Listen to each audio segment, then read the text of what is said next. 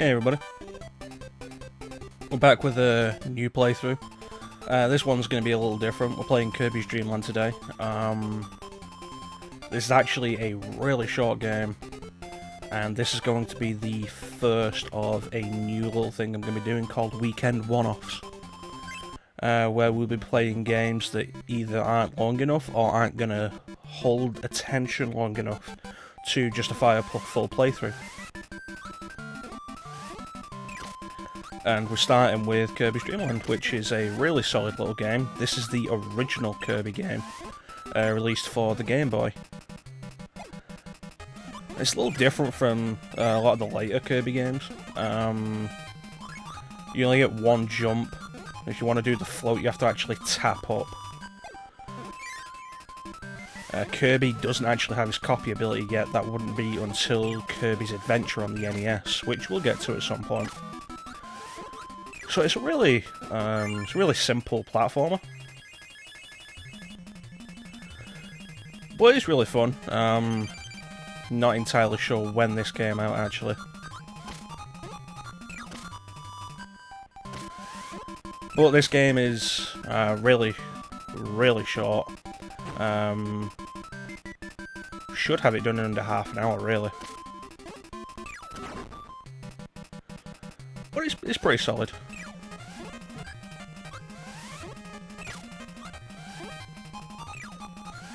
So yeah, the whole idea of the weekend one-offs is games that are too short or just I'm not gonna do a full playthrough of. Got some other ideas to follow Kirby's Dream Land.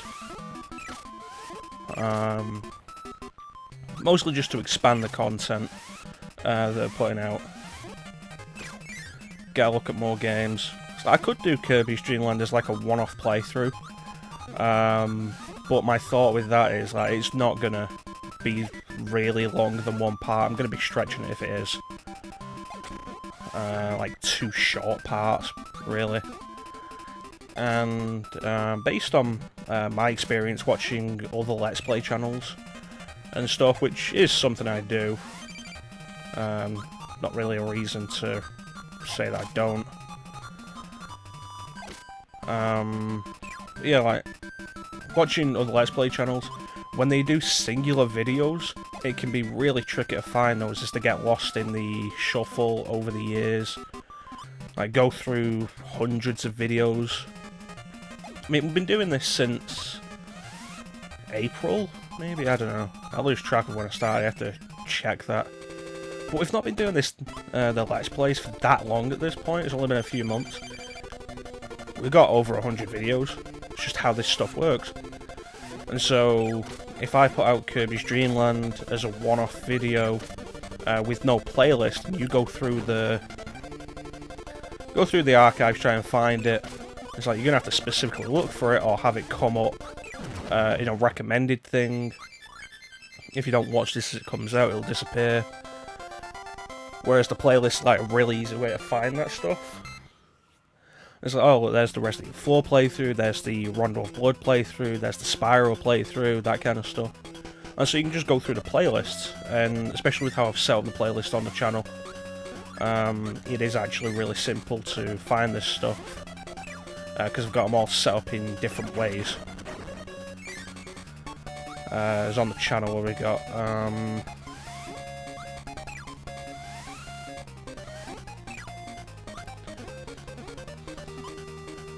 we have the Let's Plays, we have the non-commentaries. Each bit gets its own section on the channel. The Let's Plays, the non-commentaries, the streams, like, they all get their own little place in the channel.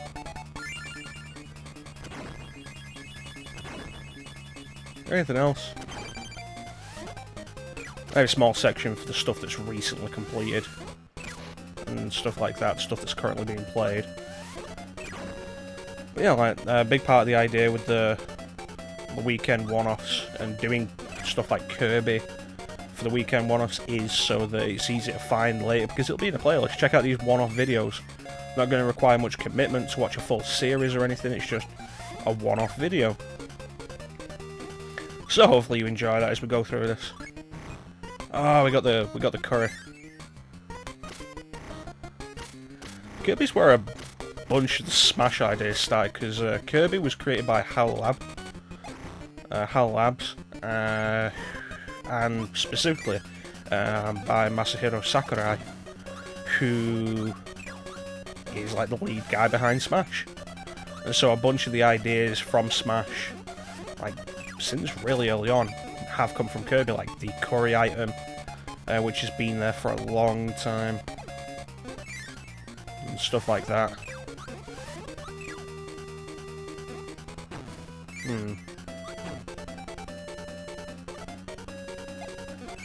I'm honestly a little surprised we haven't had more Kirby characters in Smash. Because it wasn't until Brawl we actually got a second Kirby character. I mean, we had Jigglypuff before we had King Dee Dee. Oh, what's that about? Ah, damn it.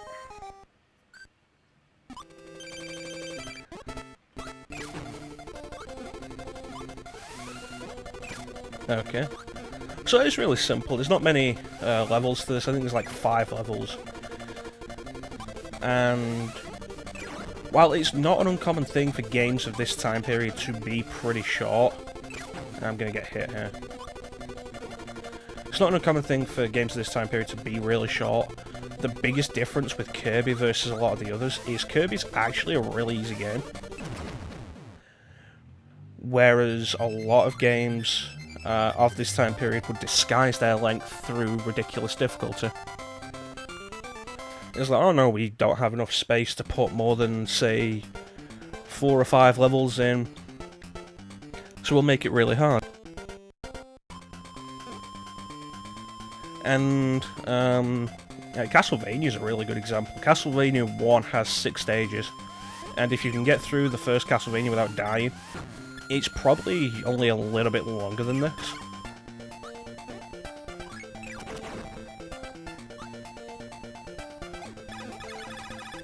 One thing I really do give credit to the original Kirby for, though, is just like how much is going on. It's a really good-looking Game Boy game. Got some nice, clean sprites. A lot of these enemy designs would not change because they just got them so right from the beginning. And there's a lot of animations that exist for one purpose. Like the one we saw at the beginning of the stage where Kirby got the fishing hook caught in his mouth. That exists only for that. And so it's a really solid looking game. Plays really well.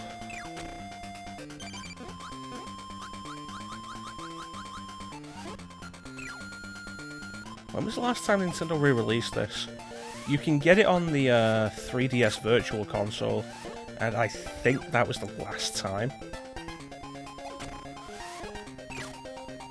Of course, with it being like a half-hour game, you know, you have to decide for yourself whether or not it's worth the asking price.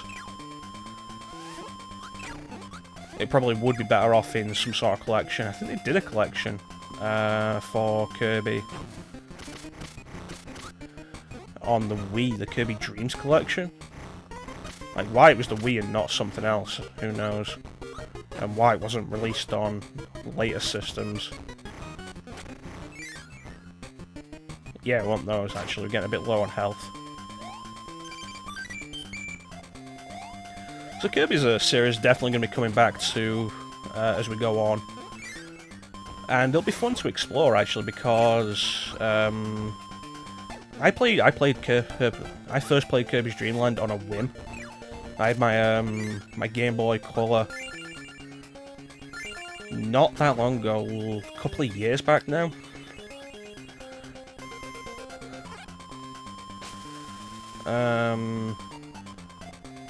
In my Game Boy Color, and I was messing around with it, and you can pick up a lot of Game Boy Color games really cheap. Game Boy games really cheap at this point.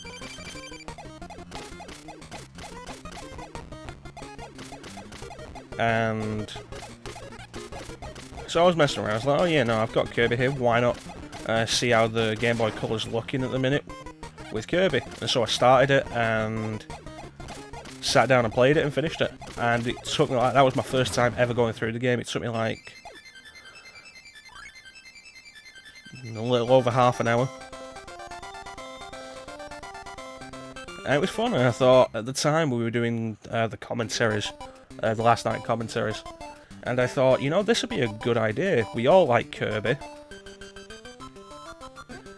It's a quick, simple game, so I recorded it, and the entire thing was like 25 minutes. So it was one part, and like it's another example of... jeez. There we go.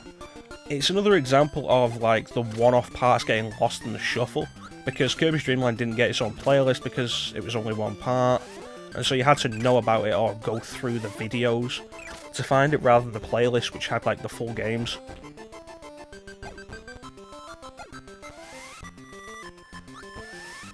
Nah.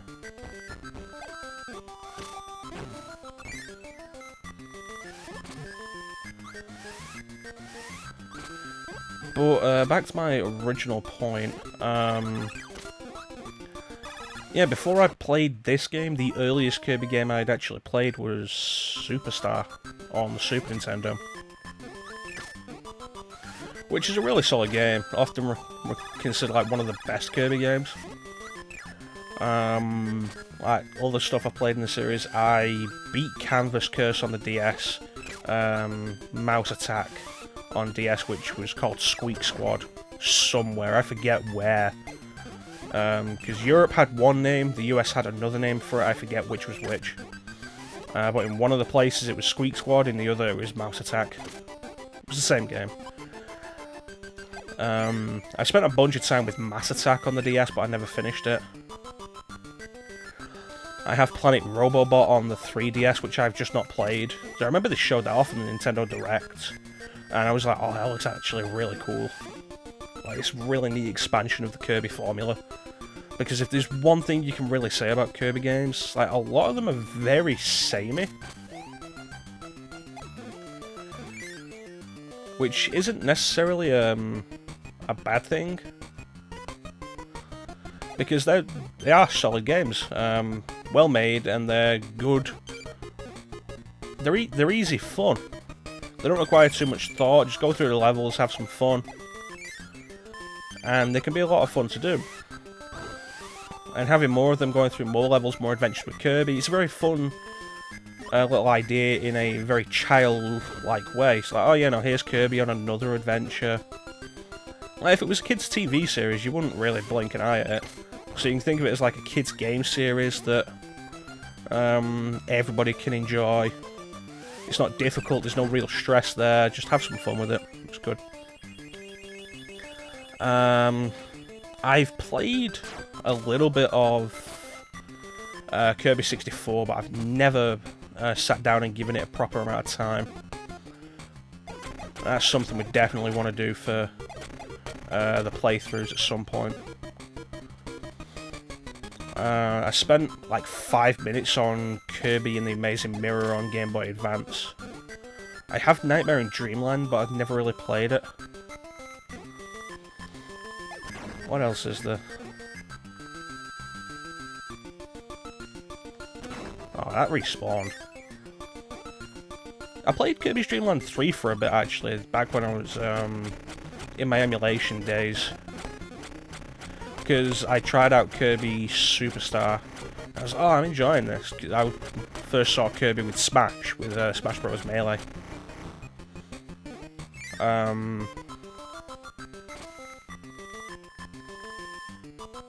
No. So I tried out Kirby Superstar back when I was doing the emulation as a teenager. This guy. Damn it, I was inflated and I didn't want to be. And after really enjoying Superstar, I spent some time with Dreamland 3. Because I was also aware of Dreamland 3 because of Smash. One of the trophies in Melee was for a character called Gooey, who first appeared in Dreamland 3 as like the second player character. And I didn't really enjoy Dreamland 3 that much, but it's something that's probably worth another look. We'll definitely be continuing with Kirby past this game. Nah, I should have moved to the right there. I think this is stage 4, so after this we should be on the last stage.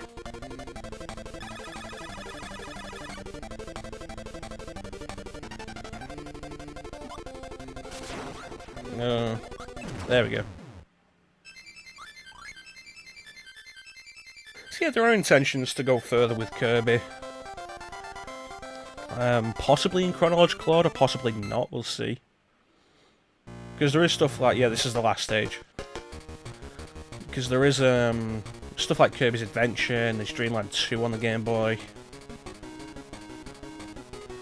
But we'll see how we go. Go Kirby, go! And so the final stage is the boss rush.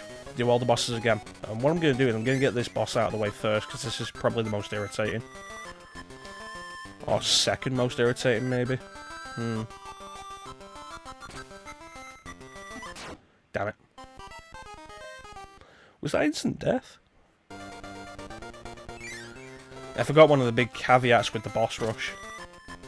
Like, you go through these little mini-levels beforehand, and you want to touch these Kirby. These random Kirbys. And then that breaks the block that's blocking the door, and you can fight the boss.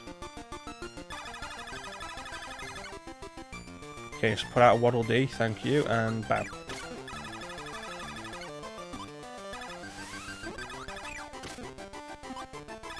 So the copy ability wouldn't be introduced till Kirby's Adventure, which, whether I'll do a playthrough or not is a question. Never say never, really. If we keep going long enough, we'll play so much. But I should really play Adventure for myself.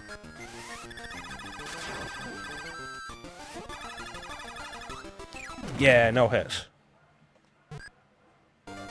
Okay, and then these guys are irritating.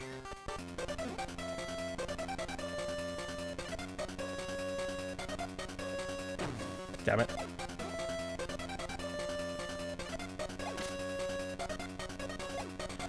Gotta get that Kirby.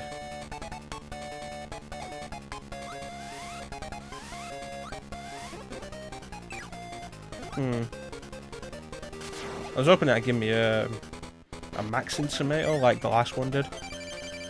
So these guys are irritating because of the angle you have to get them at to damage them. So you want to get behind them quick enough and then bam. Damn it. Really didn't want to inflate there. Okay, so that's one down.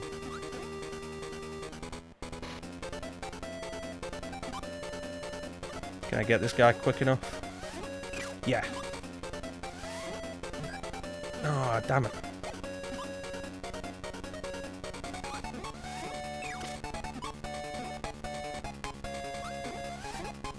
There we go. Alright. And the blimp.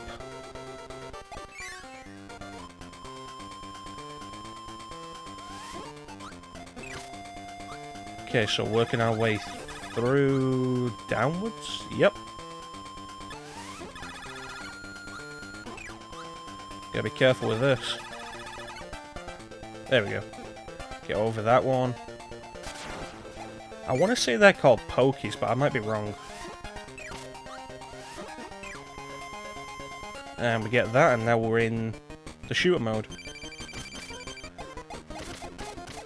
This isn't the only Game Boy game to actually suddenly become a shooter for some reason. Super Mario Land had I think it was like a full stage and a boss, where you were all of a sudden playing a shooter. Which was weird. I don't think Mario ever did that again. And Wispy Woods. Green Greens! Everybody's favourite Kirby theme.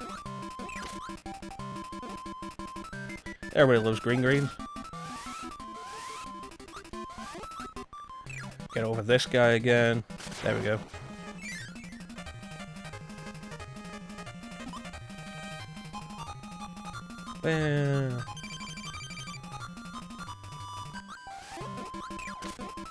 Not entirely sure why there's a boss rush here.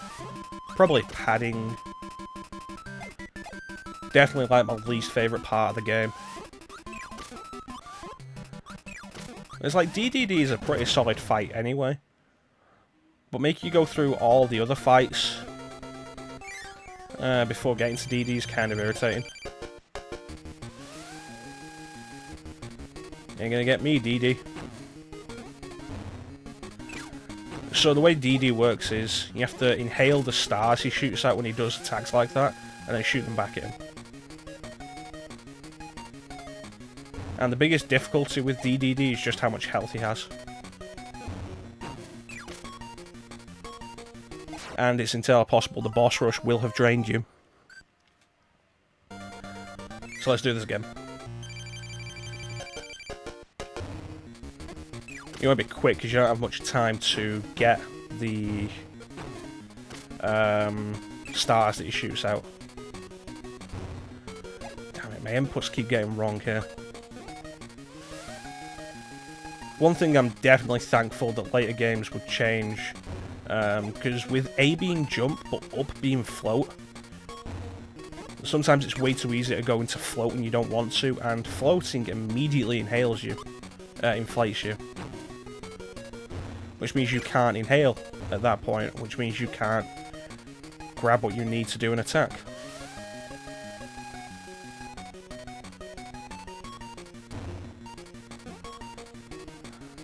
Come on, Dee Dee. Dee Dee Dee. There it is. Too close to the wall there.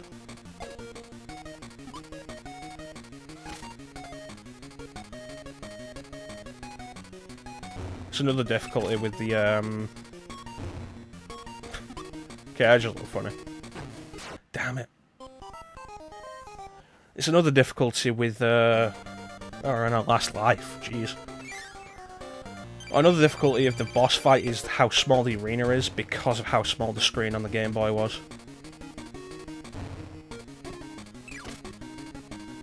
But you gotta make these sprites big enough that you can actually see them on the Game Boy's tiny screen.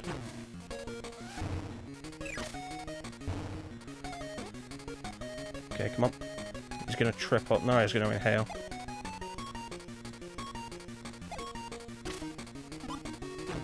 Come on, why did you roll there, Kirby?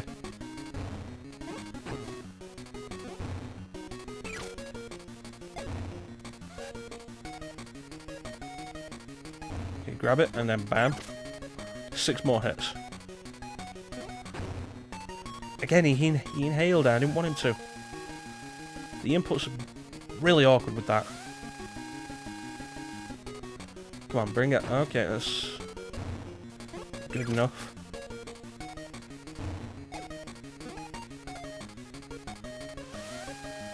Come on, can we do this? 4 hits. No!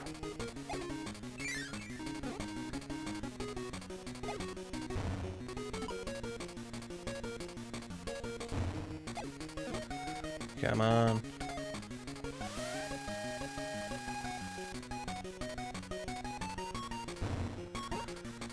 So you probably noticed by now with the hammer, he'll pull the hammer out, but then smack it down when he's close enough to you. The trick is to get close enough that he'll drop it before you get to the end of the screen where he'll have you cornered. And that can be tricky. 1 hit. No.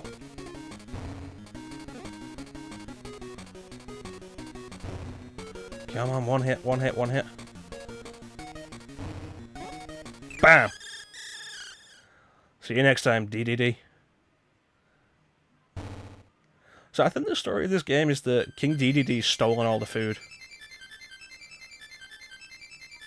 And Kirby's like, no. But that was Kirby's Dream Land, effectively. What I'd say, was like 26 minutes with some deaths. And Kirby brings the food back to the kingdom. So it's a fun thing, fun idea with Kirby. Masahiro Sakurai. Yeah, there's a fun idea with Kirby. Originally, Kirby was just a placeholder while they intended to design a real character to go through the game with. But they decided that they liked the design of Kirby quite a lot, so they just kept that design. And of course now Kirby's iconic. There's also a thing of Kirby was always intended to be pink in Japan. In the US though, because the Game Boy was a monochrome system, and there was a big thing with American releases, that the idea that American players wouldn't play games if they didn't look in a certain way, so you end up with a lot of box art changes, and even today you still end up with that. Like I brought it up during the Heavy Rain stream, the difference between the US box art and everywhere else's box art, with the US box art focusing on the female character in her underwear, which is something that only happens in one scene that's completely inconsequential to the plot. With the American box art of Kirby's Dream Land, Kirby was just white. Because if it was pink, maybe people wouldn't play it. But the next game was Kirby's Adventure on the NES, and it was in full colour, so they had the pink on the box art.